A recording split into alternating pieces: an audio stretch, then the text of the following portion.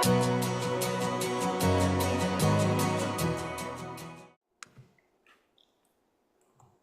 everyone, and welcome to episode 6 of Composer of the Month.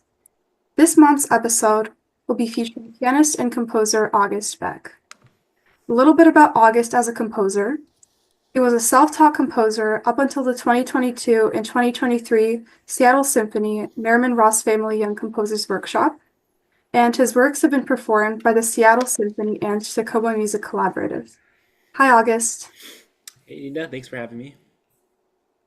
Okay, so my first question for you was, your music often blends traditional Korean elements with modern classical styles. Can you talk about what inspires your fusion of these two musical traditions? Well, I would say that when I'm also a performer, a pianist, and I noticed that a lot of performers uh, kind of had an Asian background, and I thought that there could be more of a musical canon that kind of fits our Western tradition. And so I thought, why not try to blend these two sort of foreign techniques together with my kind of Western understanding of classical music and I think what's a really deep and rich history of Korean traditional classical music. I think that's a very interesting idea. And as a native of Seattle, would you say that the Pacific Northwest plays a role in musical inspiration for your pieces? I don't know consciously whether it does or not. I'd say that the Pacific Northwest is definitely inspiring atmosphere to be in.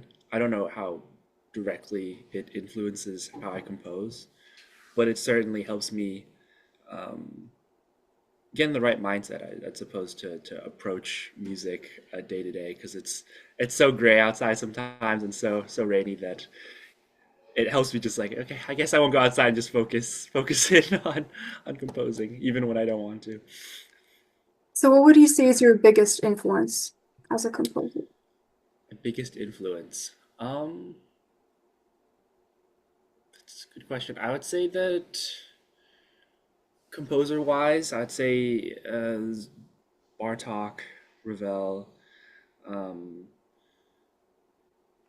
Rina Esmail, just to name three composers. I think they all sort of embody soundscapes and ideas and compositional ideas that I find to be very inspiring. Um, in terms of musical ideas, I think form and sort of trying to squeeze water from a rock, I suppose. I like kind of taking small sort of ideas and seeing how far I can push them. I find that to be really interesting. Oh, that's pretty interesting. And now moving on to sort of instrumentation wise, your works have been performed by various ensembles and orchestras. What do you consider when writing for these different types of performance settings? Well, I'd like to first sort of consider the collections and what sonic possibilities I have and what each instrument's technical strengths are and how much I can push that. In one of my pieces, Chuseok Overture, um, and we're talking to one of my friends, the trumpet player. And so at the time, I think he was recording excerpts that had all these like triple tonguing and stuff.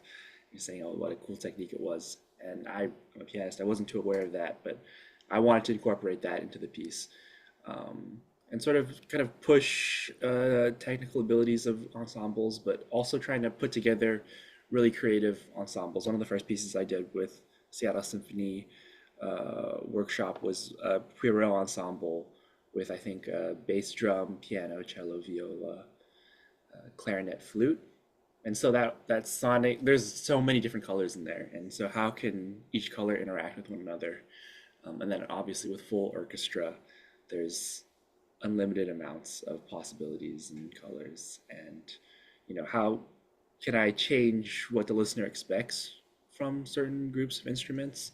And the piece I'm working on right now for Marc Gurman and Seattle Symphony is for flute, viola, and double bass. And that's sort of like range wise, it's, high, kind of middle register, and pretty much as low as you can go. So there's so much, I think, interplay with those instruments. And also it's a challenge too to see how they can work together.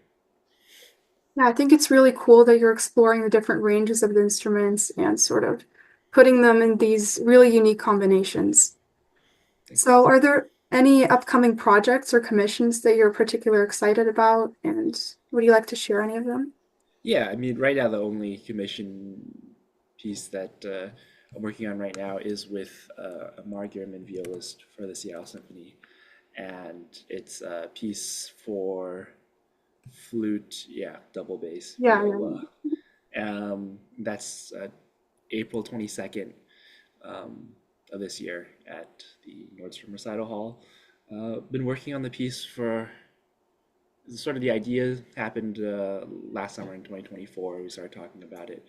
Um, Mara's been one of the most supportive people in my compositional journey. She's been helping me since my first piece at the Seattle Symphony, which um, was the first piece where I explored these sort of Korean influences in folk music. And so this next piece, I think, was really gonna be in line with that while also being something completely different. I've never composed for an ensemble like this before. I'm really excited for people to listen to it.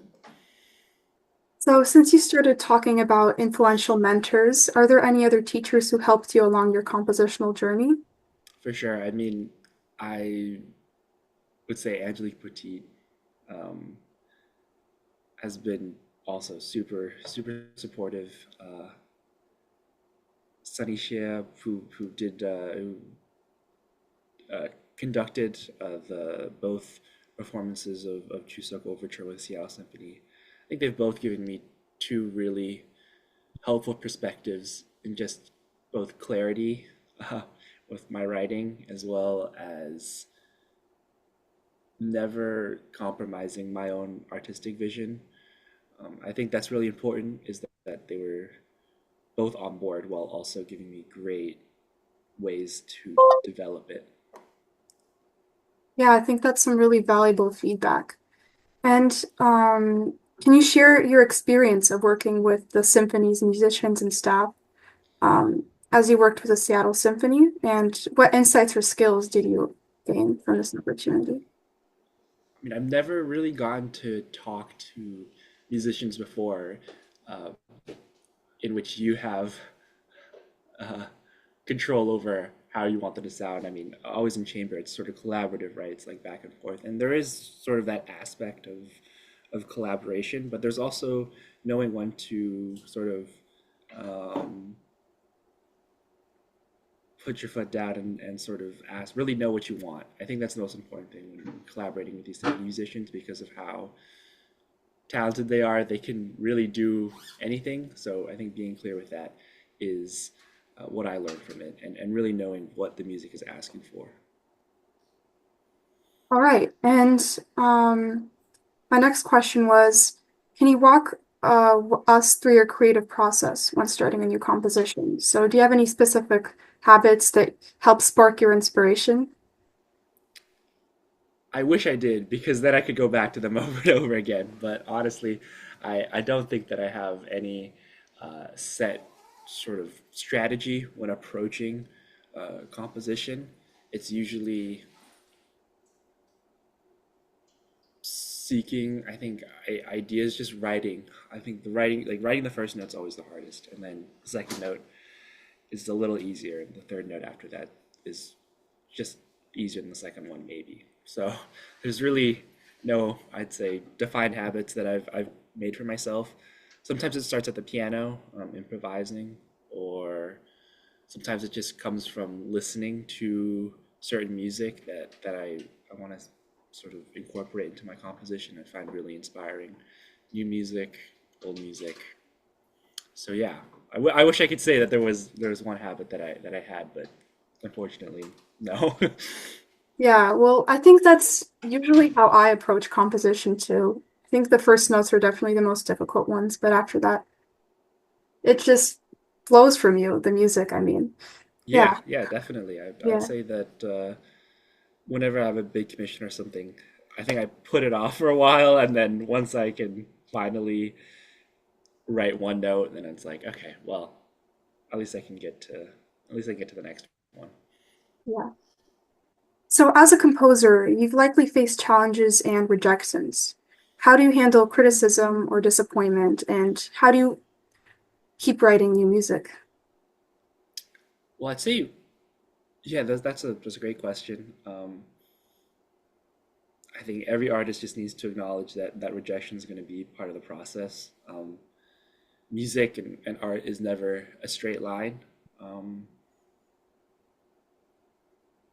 I face a lot of pushback on my compositions, but again, there are those people that are always looking to support your music. And in the Seattle Symphony's Composers Workshop, there was so many of them uh, that really helped me feel like I could have the confidence in putting this music out there. Um, my parents obviously super supportive of my musical journey. So I think whenever those sort of criticisms or rejections happen, I think staying true to your artistic vision is the most important part, and never compromising that, no matter what, because I think that's what makes an artist is that sort of almost stubbornness that might reach delusion. But I think you need to have a little bit of that to really be able to push new doors open. And sort of going to the second part of the question, in which creating new music, I think it's really difficult because there's so much music out there already that's does so much with what we have. And so I'm always looking to, part of the reason why I went to Korean folk music was to see if, rather than pushing forward, what would happen if I took a step back, um, I mean, time wise. And the music is as rich as, harmonically, rhythmically speaking, than what we see now from contemporary composers. And so I think it's not really new music in a sense, but just, um, I think music is just sort of like a wave. And so there's peaks and valleys in which the creative process takes people. So it's really hard to create new music, but I do my best. I don't want to create music that sounds like, Tchaikovsky, Rachmaninoff, or Chopin. I definitely want something that sounds, um, that people haven't heard before. Yeah, I really liked what you said about going back in time with the Korean folk music. I think that's a really cool approach to composition. And now, our last question for today is looking back on your career so far, what advice would you give to your younger self just starting out as a composer?